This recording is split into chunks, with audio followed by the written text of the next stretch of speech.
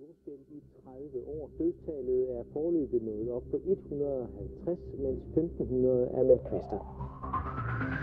Internationale forskere har fundet spor af sprængstoffer i ruinerne af World Trade Center. I en ny videnskabelig artikel får det forskerne til at konkludere, at det formentlig ikke var sammenstødende med de to kaprede fly, der i 2001 fik World Trade-tårnene til at kollapse. Så vender vi blikket imod 9/11, det store angreb i New York.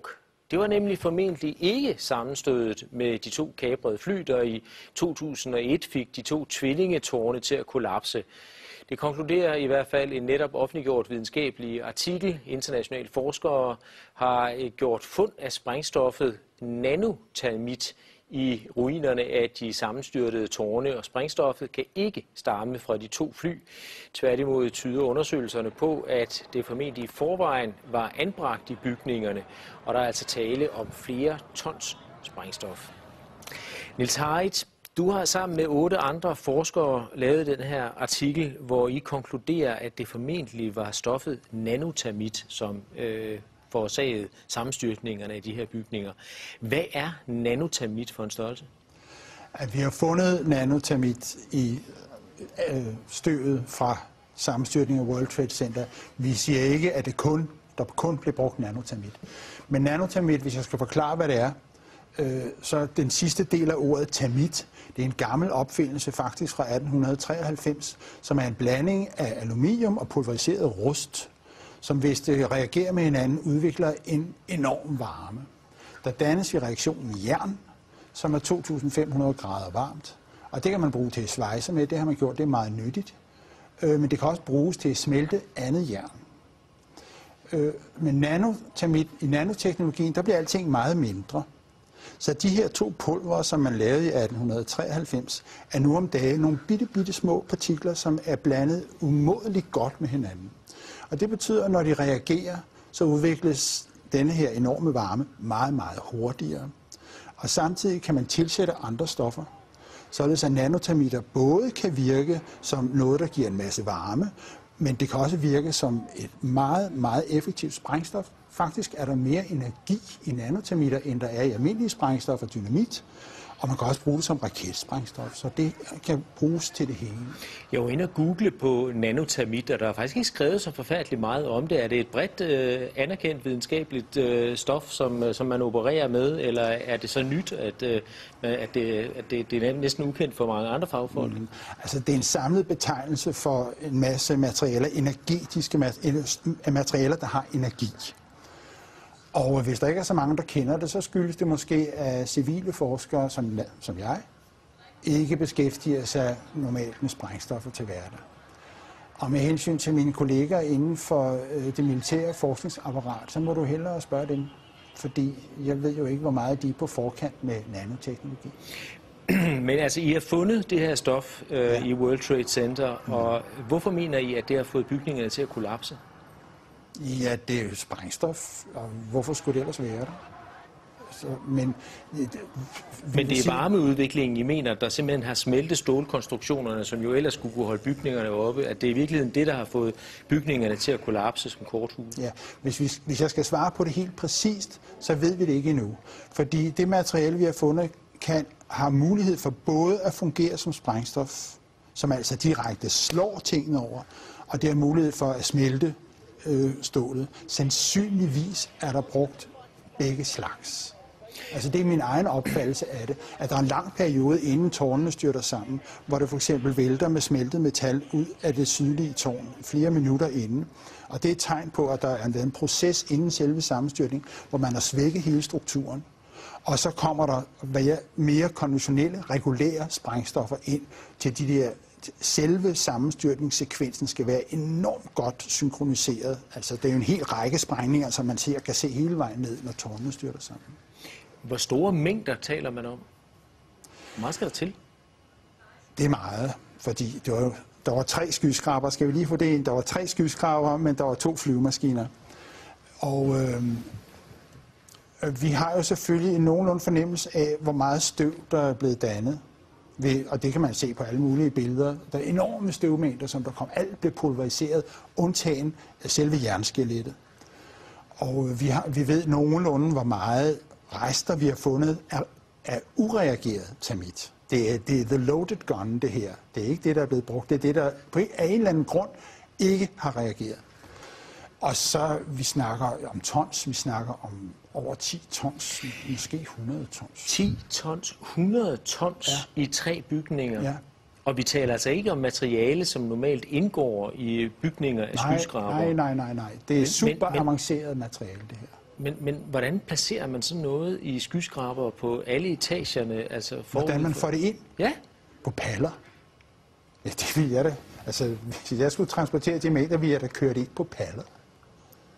Men hvordan en lastbil, og så køre det ind på paller. Hvorfor har man ikke opdaget det noget før? Eller før? Hvem skulle opdage det? Portneren for eksempel, altså at man kører rundt med 10-100 tons nanotermit, som man placerer på etagerne i store sække, eller jeg ved ikke, hvad man gør. Altså, det undrer mig bare, at man ikke har opdaget det.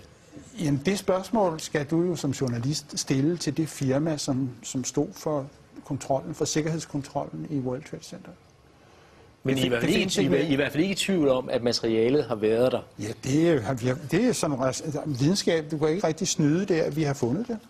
Og det er ureageret termit. Hvilken modtagelse har jeres artikel fået rundt omkring i verden? Altså det er jo helt ny viden for mig også. Ja. Nu udkom den altså i fredags, så det kan vi ikke rigtig sige endnu. Men selve, der er ikke så stor nyhedsværdi i det her, som du måske tror.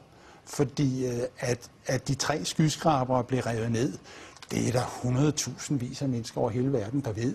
Fordi det har været krystalklart længe af mange andre grunde, end det jeg kommer med her. Det her, det er kun det sidste søm i kisten. Altså, fordi, som sagt, det er ikke the smoking gun, det her, det er the loaded gun. Og antallet af mennesker, som indser, at World Trade Center bliver revet ned, de vokser med tusindvis om dagen. Det er ikke noget, du bare sådan kan stoppe, så det skal nok komme. Hvordan kan det være, at man ikke har opdaget, at der har været nanotermit i bygningerne tidligere? Altså, vi har jo snart 10-års jubilæum på terrorangrebet, og det kan jo egentlig undre, at man ikke har fundet det tidligere. Altså i støvet, mener du? Ja. Det blev fordi det er lidt tilfældigt, at der også er en, der kiggede på støvet i et mikroskop, og det er sådan nogle små røde chips, altså de største er millimeter og ned efter. Så de allerstørste kan du se med det blotte øje, men langt de fleste af dem skal du altså have et mikroskop frem for at finde. Og så det var lidt et tilfælde, det er lidt over 2 år siden, at der var en, der opdagede det. Og den videnskabelige artikel, som du refererer til her, og som udkom i fredags, den har været 1,5 år undervejs. Det er en meget omfattende artikel, det er meget grundigt arbejde, og det laver man ikke fra den ene dag til den anden. Men du har arbejdet i flere år, fordi det her, det har undret dig? Ja, over 2 år faktisk. Det var da jeg så bygning 7, som er den 3. skyskraber, styrte sammen. Da jeg så den første gang, fordi den styrtede ned 7 timer efter tårnene. Og der var altså kun 2 flyvemaskiner. Så når man ser sådan en bygning på 47 etager, 186 meter høj, styrte sammen på 6,5 sekunder, og man er naturvidenskabsmand, så tænker man, what? Og så skal man lige se det igen. Og så skulle jeg se det igen. Og så trykkede jeg på knappen 10 gange, og munden røg længere og længere ned, fordi for det første havde jeg aldrig hørt om den bygning før, for det andet var der ikke nogen synlig grund til, at den skulle styrte sammen på den måde. Den styrter fuldstændig sammen, så der ser den sådan på 6,5 sekunder. Og siden den dag har jeg ikke haft fri. Altså, lige siden 9/11, der har der jo været spekulationer fremme og konspirationsteorier.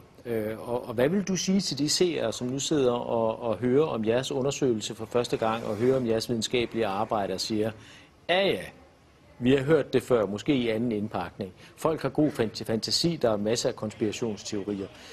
Hvad vil du sige til dem for at overbevise dem om, at det her, det er altså noget andet? For mig er der kun én konspirationsteori, som er værd at snakke om her. Og det er den med de 19 flykapere.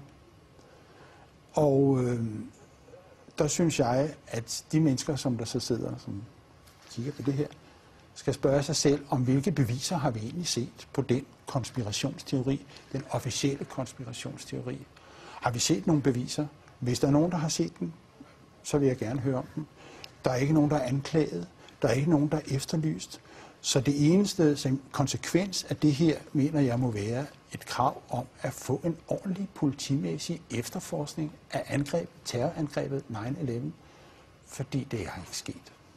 Den venter vi på, og vi håber, at vores resultater vil indgå som tekniske beviser, når den dag kommer. Niels Harrit, spændende. Tak fordi du kom. Ja, tak.